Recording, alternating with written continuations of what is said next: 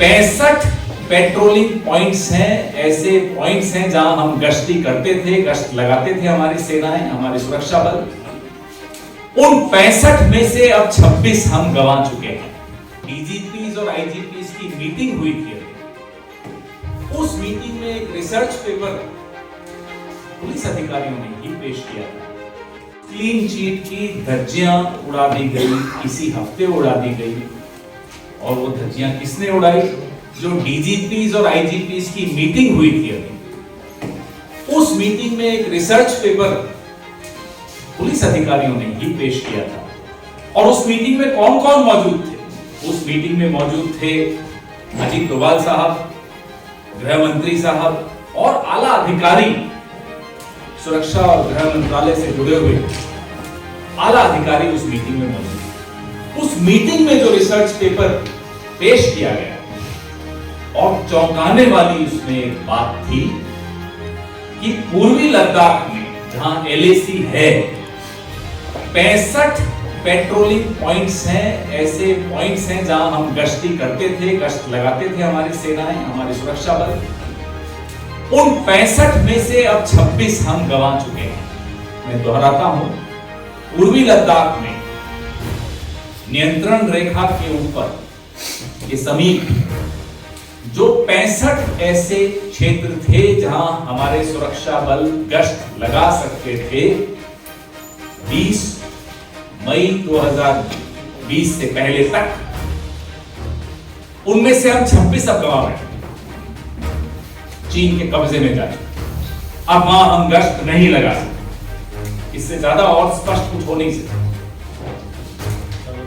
PLA ने उन बिंदुओं पर हमारे सुरक्षा बलों की गश्ती रोकवा दी, हमने रोक दी, हमने उन्हें क्लीन चिट दी और पीएलए ने उन पॉइंट्स पर आला दर्जे के कैमरा लगाए। उन कैमरा से वो हमारी दिशा में देखते हैं, स्पष्ट तौर पे देखते हैं कि हमारे यहां क्या मूवमेंट्स हो रही हैं।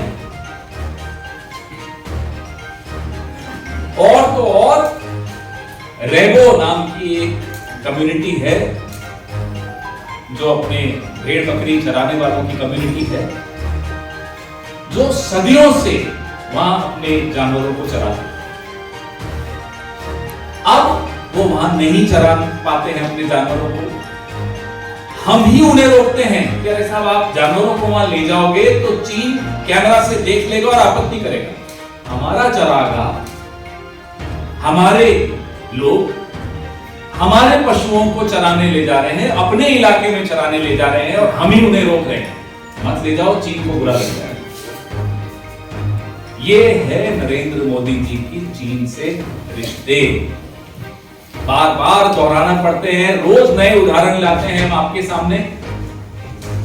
हम क्यों बार बार संसद में इस पर चर्चा करना चाहते हैं और इन रिश्तों को उजागर करना चाहते हैं? जो खतरे हमारी सीमाओं के अंदर आ गए हैं, उन खतरों को उजागर करना चाहते हैं, लेकिन मोदी जी नहीं चाहते कि हम इनको उजागर करें।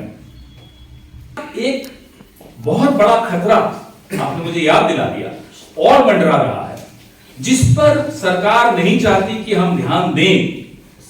जो एक हाईवे आ रहा है, आप लोग बड़ा ध्यान से सुनिएगा, G695 नाम का हाईवे। इसकी अलाइनमेंट भारत के लिए कितना बड़ा खतरा हो रही है। भारत के क्षेत्र के अंदर घुसकर यह हाईवे निकलेगा, तिब्बत को चीन के एक और भूभाग से जोड़ेगा। लद्दाख जिन खतरों का सामना करने वाला है, यह देश जिन खतरों का सामना इस हाईवे की वजह से करने वाला है, हम सरकार से यह भी जानना चाहते हैं, इस प्रेस वार्ता के माध्यम से भी और आगे कई और अन्य मंचों से भी जानना चाहेंगे कि क्या इस हाईवे की अलाइनमेंट को लेकर किसी भी स्तर पर चीन से हमने कोई जवाब तलब किया या नहीं किया।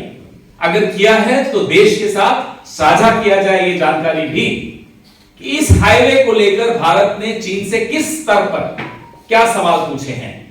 The alignment of this highway which I just mentioned, G695, is an important for the security of our country, a very important turning point in the relationship between India and China. Have we at any level questioned the Chinese government on the alignment of this highway? Because this transgresses into our territory, compromises our security. And if they have raised this issue, at what level has this issue been raised? Is the government of India satisfied with the response of the Chinese? अपने all party meeting पहले हुई थी 20 जून 2020 को, उसमें तो हमने देख लिया क्या हुआ, उसका नतीजा सबके सामने है। उसका नतीजा ये है कि 26 ऐसे बिंदु आ गए हैं, क्षेत्र हैं जहां हम जा ही नहीं सकते अपनी ही टेरिटरी में। तो अगर क्लीन चिट ही देनी है तो ऑल पार्टी मीटिंग का कोई लाभ नहीं, लेकिन चर्चा सदन में हो, देश के सामने ये तथ्य के सामने आए, ये हम चाहते हैं। क्योंकि इससे पहले हम भी अपनी बातें उठाएं, बात तो हमारे सुनेंगे लोग। पूरा विपक्ष अलग अलग बिंदुओं पर चीन के बारे में चिंतित है और सवाल पूछना चाहता है, सरकार से जवाब चाहता है। उसके बाद तय करेंगे, वो तो सरकार तय करेगी। प्रधानमंत्री तो खैर चीन पे बोलेंगे नहीं, तो वो उम्मीद करना बेकार है। कोई जिम्मेदार मंत्री बोले